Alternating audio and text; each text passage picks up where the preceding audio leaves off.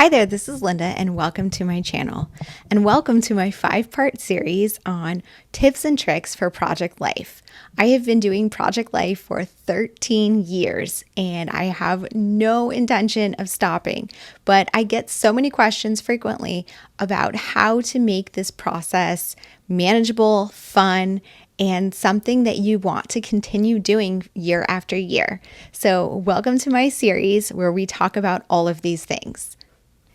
This is part 1, where we talk about all of the things journaling and words. Let's go ahead and dive right in.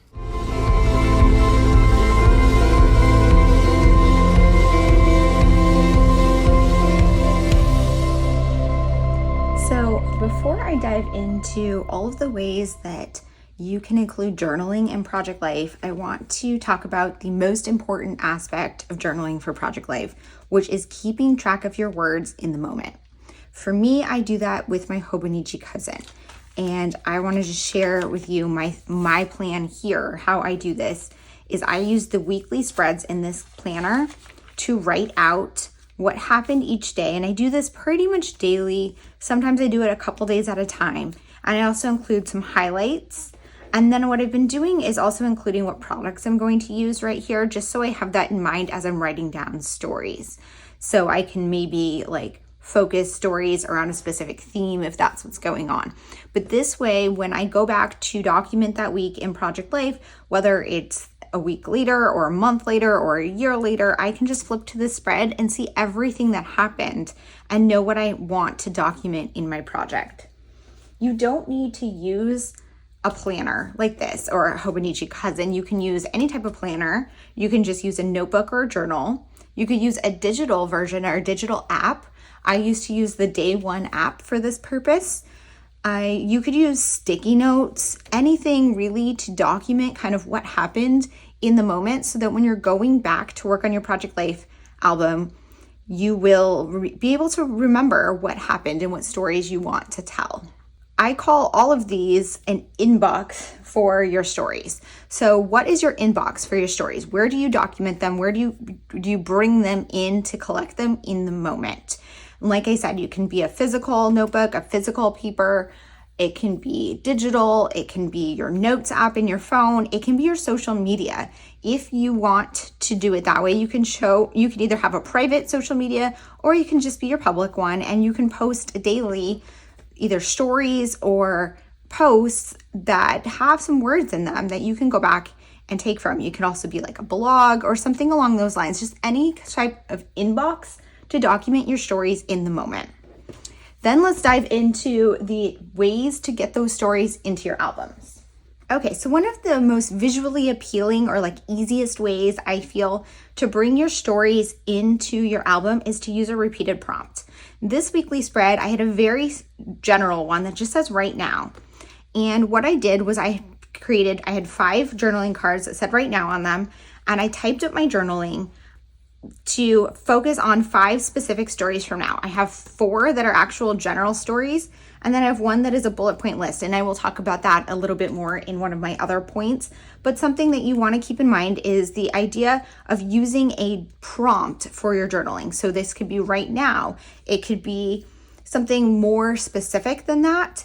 It doesn't have to be this general of a prompt, but the idea of a repeated prompt across your spread that's going to tie all of your journaling together is a great way to get your stories into project life. So the second way that I like to get stories in project life, which is one that I use pretty much every single week, is a bullet point list. So just create a list of stories. Here you can see this is a list of some very small stories that ended up on this card. They don't have photos to represent them. They're just random little things that happen.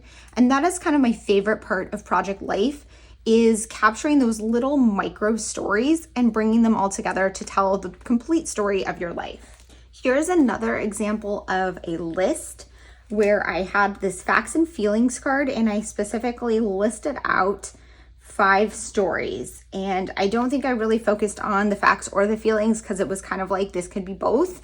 But it was just a bullet point list of 5 stories that happened this week. And then here's another one. Here I put these bullet dots. I love to use those. I create those using the Zig clean color dot marker, and then I add little carrots with my pen on top of them. This is the platinum color, but they make these in all sorts of colors.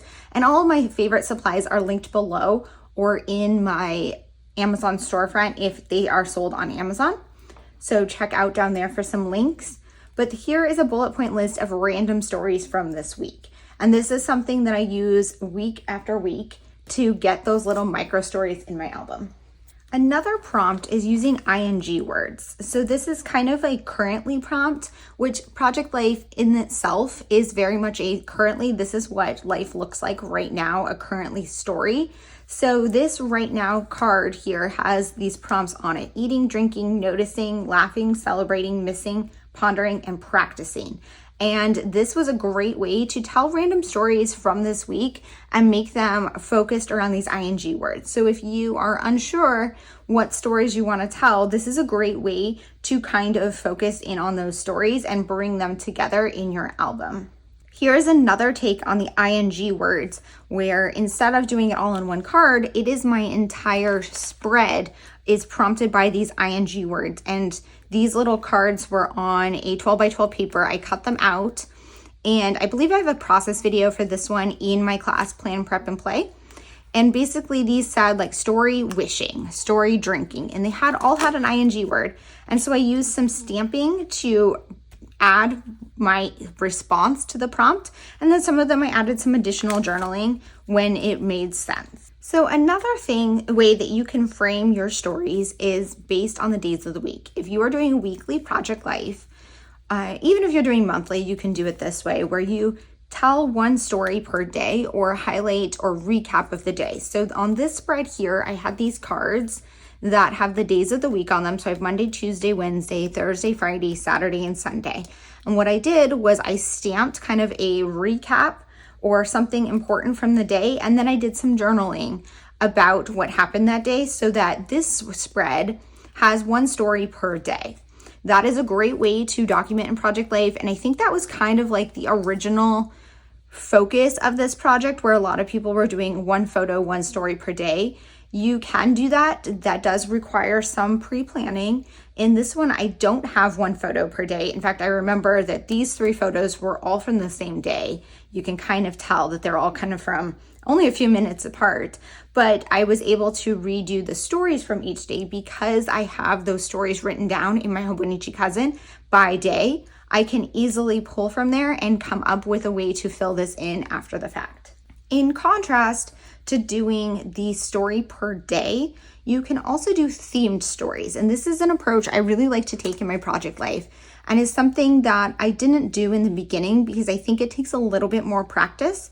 But rather than doing this is what happened Monday, this is what happened Tuesday, etc. in your page, you can come up with themes for the week. So for example, here, this week there was a lot of snow. So one of my themes was snow. So I wrote so much snow. And then in this journaling, you can see that there's journaling about the snow on Monday and the snow on Tuesday, snow on Saturday, and how all of it impacted our life during this week. You can do one that's like food and all of the meals you had. This one I had writing a brief because it was something I was working on all week at work. And so I journaled about it, about how that happened throughout the week.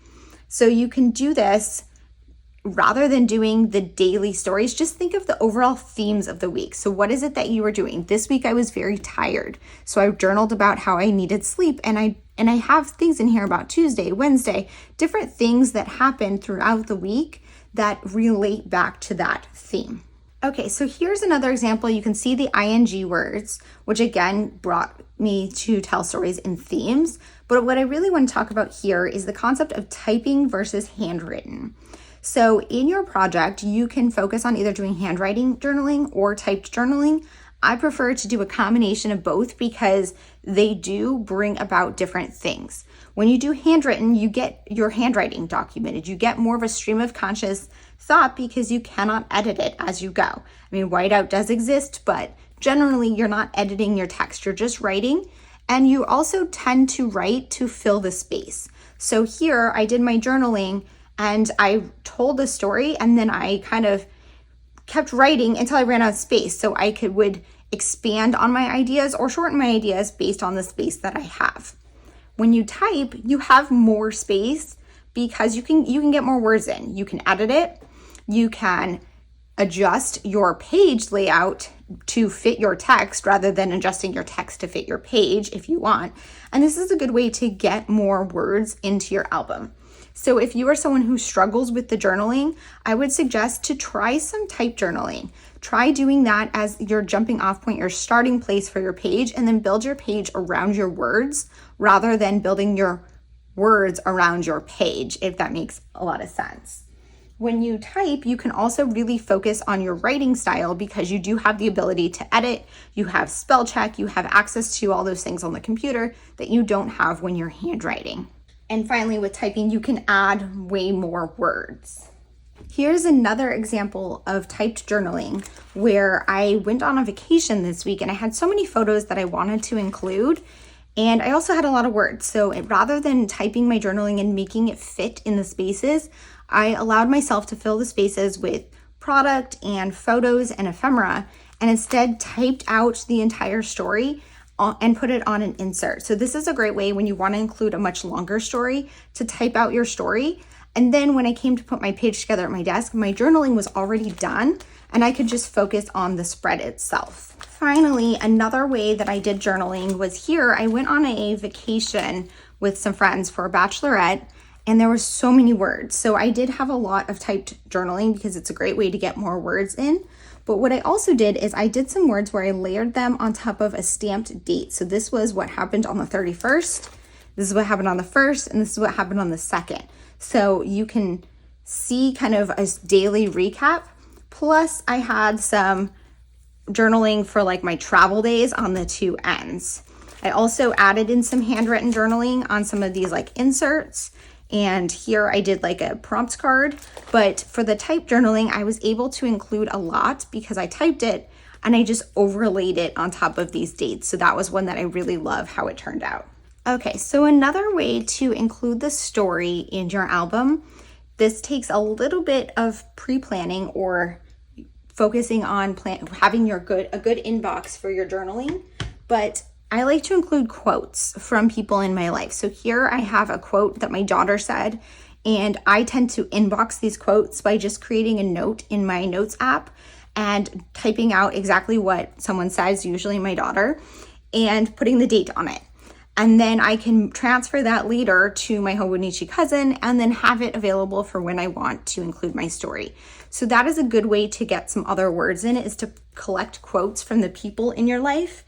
You also can collect quotes, or rather than quotes, but you can ask the people in your life to journal some things for you so they can write their reflections. Of course, that really depends on how interested they are in participating in your documenting and whether or not they really want to be a part of it. Totally fine if they don't, but if they do, that could be a great way to get some additional words in. So in addition to quotes from your people, another way that you can tell the story is with quote cards. So you can pull quotes, either you can use quote cards from your stash if you are someone who has been a subscriber of products or collector of Project Life cards for a really long time. There's a lot that have quotes on them. And so in this spread, I have a few that have quotes in them that are kind of telling more about what's going on rather than me having to literally write it. This was kind of a rough time for me. So rather than kind of actually writing out what was going on for certain things, I just pulled some cards that kind of reflected on how I felt. You could also pull some famous quotes or quote song lyrics or movie quotes and put those in your album as a way to kind of document your feelings in the moment rather than doing more literal journaling. If you do want to include more literal journaling about hard things, you always have the option to include hidden journaling. So often that is a flip up, but one thing that I did here was I had some journaling in here and I have this flip up that's inside here. So what you have to do if you want to read it is pull the card out and flip it open. And you can see that there's words behind it. You could see that they're available to read, but you have to actually take that extra step to read it. So if you want to write something in here that you don't want other people to see, you can easily do it like that. And then someone who's just quickly flipping through your album isn't going to pull it out and look at it, but you still have it available for yourself when you want to reflect on it. Here you can also see where I pulled a quote off the internet. It looks like this one's probably written by Brandy Kincaid to again give that context to my feelings. You can also see some of these quotes on these embellishments, which are bringing in those tough feelings here without having to actually journal them. Finally, the last thing that I want to give you in terms of a way to include your journaling is to do the journaling during the week itself. Now, this definitely takes pre-planning, and it doesn't have to happen every week, and it shouldn't happen if you don't have the time for it. But if this is something that you want to do once in a while, this is a great way to add your journaling. And what you can do is use specific prompts and do your journaling each day. So this week, what I did was, I think this was the and or ampersand story kit, and it had these like little story cards that said highs and lows, learning and listening, this and that, gratitude and grief, here and now, beauty and mess, and best and worst. And I believe there were a few others. There weren't just 7. And what I did was each day, so I created a word template for myself, and each day I would pick a prompt that kind of fit that day's story and type out some stories directly in response to that prompt. And then at the end of the week, I printed them all out. I adhered these on top of them. I added date stamps for the ones where there was space, and I included them in here as my journaling. So when I went to put these spread together, my journaling was already done because I had done it during the week itself. This works really well, especially if you're doing typed journaling, but you can also do it with handwritten if you just have it out on your desk throughout the week and you make sure to check in daily to add in your journaling. I hope that this video gave you some tips and ideas that you can take back to add some journaling into your Project Life albums. Thank you guys so much for being here. If you have any questions or comments, please leave them down below. And as always, I hope to see you guys all in the next one. Bye.